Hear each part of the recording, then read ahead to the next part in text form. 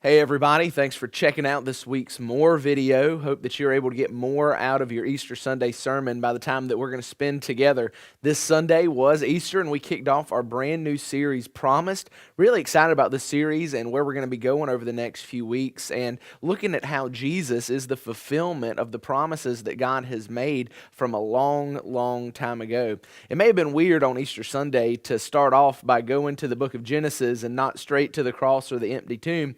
But we think it's important to realize that all the brokenness we see in this world, all the hurt, all the pain, all the suffering, none of that caught God by surprise. And from the very beginning, He had a plan to fix it. God had a plan to fix what was broken. And that's exactly what we talked about Sunday. And we wound up with this idea that Jesus was broken to keep God's promise. In a world where we're used to having promises broken all the time, promises broken more than they're kept, it's important for us to remember that Jesus himself was broken in order to keep God's promise to us, in order to keep the promise.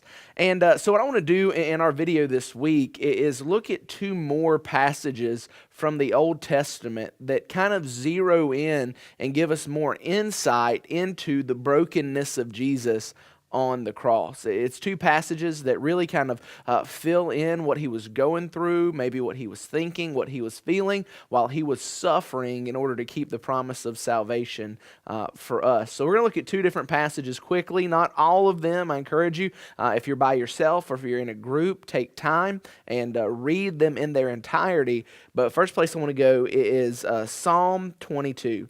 Now, Psalm 22 is famous for its opening line, and that opening line is going to sound familiar when we read it.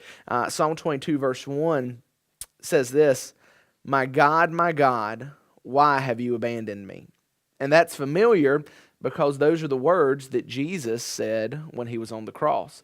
Now, a lot of Hebrew scholars and Bible scholars look at Jesus' words on the cross, my God, why have you forsaken me? Why have you abandoned me?" And obviously, they see it as a direct quote from Psalm 22, but they also see it as almost a reference to the entire psalm, not just that part. And as we read more into the psalm, we see maybe why they think that. So Psalm 22, verse 1, my God, why have you abandoned me? Why are you so far from my deliverance and from my words of groaning? My God, I cry by day, but you do not answer. By night, yet I have no rest, but you are holy, enthroned on the praises of Israel. Our fathers trusted in you. They trusted and you rescued them. They cried to you and were set free. They trusted in you and were not disgraced.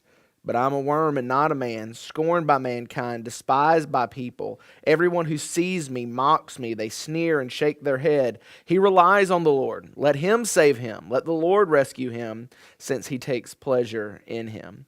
And I'd encourage you to keep reading through the psalm. It goes on much further, but it's kind of that ebb and flow between suffering and praise, the heartache and the hurt, and then the trust that God's ultimately still in control. And as we read that, I think we hear the heart of Jesus as he was giving his life on the cross as a sacrifice for sin. The sorrow and the pain he must have felt, but yet the ultimate trust in his Father and in the promises of his Father that kept him there. Because at any moment, at any word, Jesus could have ended it all, and yet he chose to endure through. I think Psalm 22 is a great reminder of that.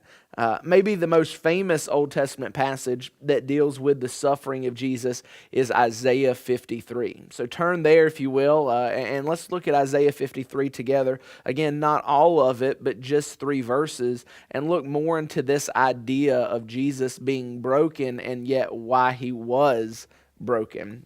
Isaiah 53, verse 4 says, "Yet he himself bore our sicknesses and carried our pains. But in turn, we regarded him stricken, struck down by God, and afflicted. He was pierced because of our rebellion, crushed because of our iniquities. Punishment for our peace was on him, and we are healed by his wounds. We all went away like sheep. We've all turned to our own way, and the Lord has punished him for the iniquity of us all." So here again, we see this description of the suffering, the brokenness of Jesus, but we're told very clearly why he suffered and why his body, and in some cases his heart, was broken. It was for us. It was for our sickness. It was for our rebellion. It was for our sin that he went through all of that. His hurt brought us healing. And I think when we look at that and think about that in the big picture of Easter, it's pretty incredible. But what makes that so incredible is Psalm 22, Isaiah 53 were both written hundreds of years before Jesus stepped on the scene.